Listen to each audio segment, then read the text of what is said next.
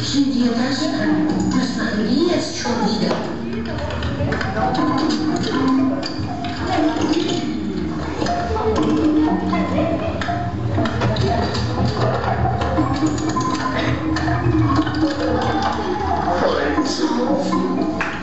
Ich sage dir, steckt System dahinter.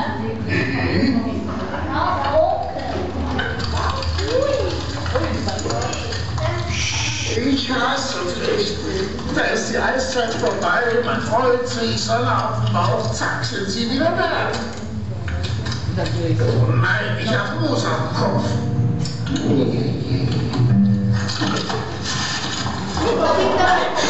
Comentado, ele se refere ao tempo de existência do nosso planeta.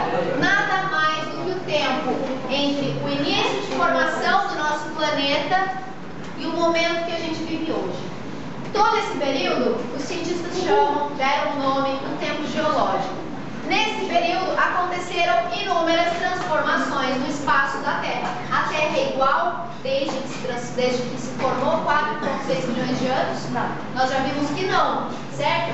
Nessa figurinha aqui, a gente tem uma pequena ideia disso. Num primeiro momento, a Terra ainda em fusão, ó, 4 trilhões, 560 milhões de anos, a Terra ainda aquela grande esfera incandescente que não permitia vida na sua superfície. Por quê? Porque ela era constituída muito quente, mais sólida, rocha líquida, ou seja, magma